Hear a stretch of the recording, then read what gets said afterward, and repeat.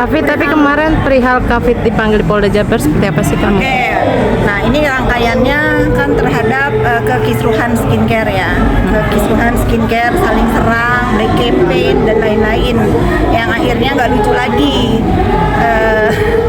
menjadikan laporan, saling lapor, sudah ada yang terpenjara juga ya karena nama aku disebut oleh salah satu saksi atas laporan Ibu HS. Mau nggak mau aku dipanggil untuk dimintai keterangan juga sebagai saksi.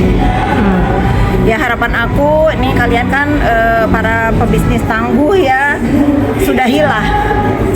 Coba kalau bisa ada yang menengahi, tapi bukan aku ya, nanti aku dibilang Duta Tabayun. Gantian siapa yang siapa yang merasa kepengen hidup ini damai-damai saja. Karena kalau aku sudah menghimbau kepada saudara terlapor, sudah ya, kalau memang merasa salah sudah coba dibuka komunikasinya. Nah, itu. Berapa pertanyaan kemarin Kak mungkin diperiksanya terkait apa aja sih?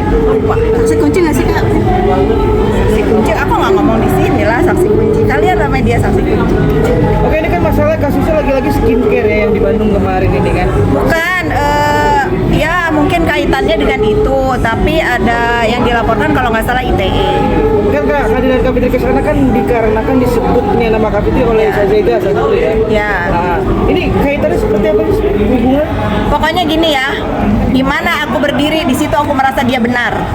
Yang aku bela pasti aku merasa dia yang benar. Terlepas ada apapun permasalahannya, harusnya tidak seperti itu. Tidak seperti itu, saling serang di sosmed, saling black campaign. Kalau memang ada ketidakpuasan dalam dunia bisnis harusnya diselesaikan secara baik-baik. Tidak dipublish, nggak dikata-katain di sosmed. Karena sekarang bahaya sosmed itu nyata. Orang dengan ucapannya bisa terjatuh. Udah banyak contoh, udah banyak korban. Nah ini yang aku maksud. Terlepas dari kesalahan apapun, kalau aku udah berdiri di salah satu pihak berarti aku merasa dialah yang benar ya. Biarlah itu menjadi keyakinan aku. Kalian mau komplain terserah, tapi aku merasa aku berdiri selalu membela dia yang benar. Apapun masalahnya, karena ini udah jadi laporan polisi.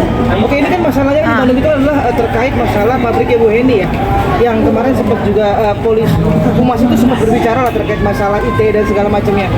Nah, Love you. Kak Fitri kan kasih tahu yang dilaporkan satu orang lagi ini nih atas nama yang sama juga gitu. Bisa gak sih Kak Fit maksudnya gitu loh, untuk kasus Bu Heni ini ditabayunkan? Memang sudah masuk ke ranah. Kan tadi aku udah bilang, kali ini gantian lah siapa yang mau tabayunin. Tapi ingat ya teman-teman ya, kita menyaksikan semuanya bahwa di negara Republik Indonesia ini nggak ada yang kebal hukum ya. Semua akan, apalagi ini kasusnya sudah viral.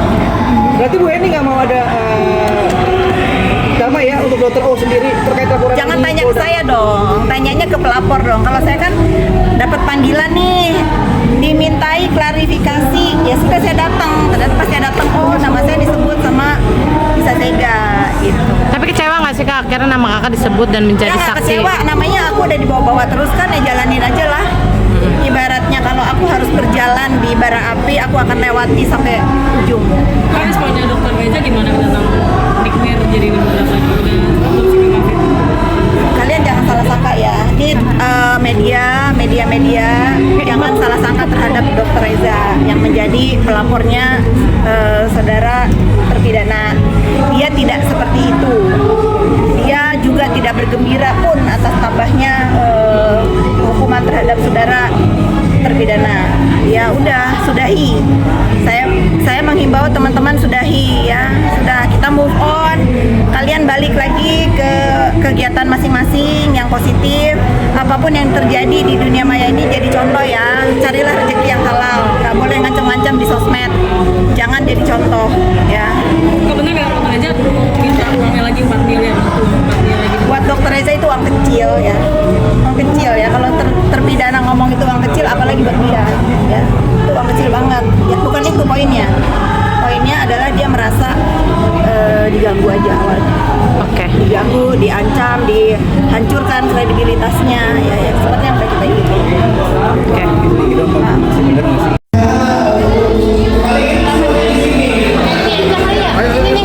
Tapi gimana acara hari ini? Di luar. Boleh nggak Bu? Bentar aja Bu. Aduh, backlight nggak apa-apa deh. Tetap cantik. Backlight. Sini ya, di sini kamu. Aman bu, aman.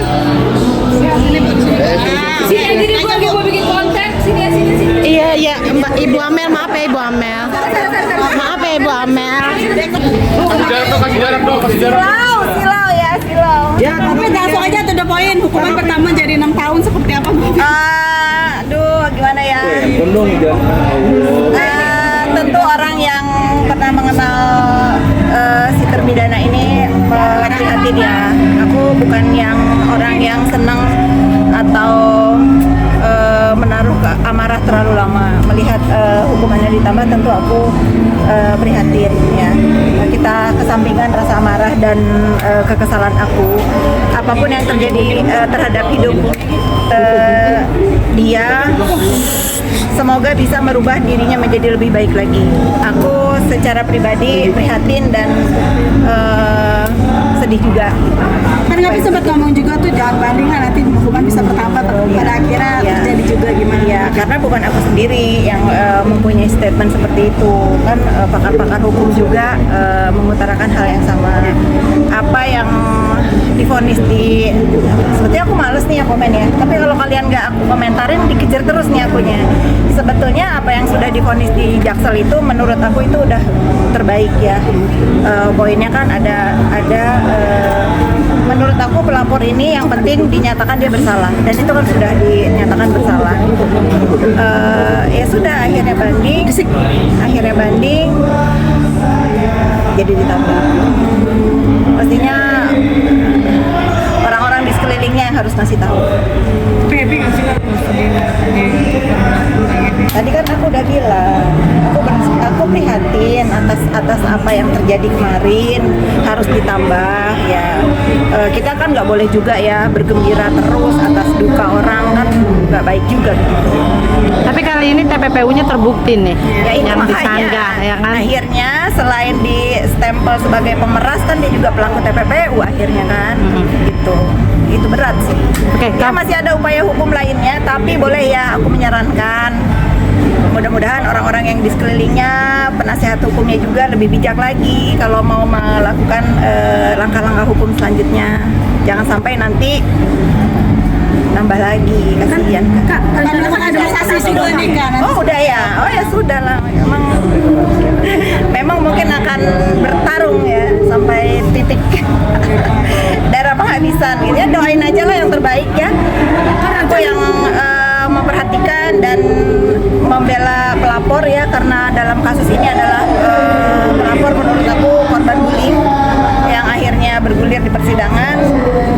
Ya mendoakan yang terbaik semuanya, karena buat aku pelapor pun kan sudah cukup dinyatakan dia bersalah, ya sudah.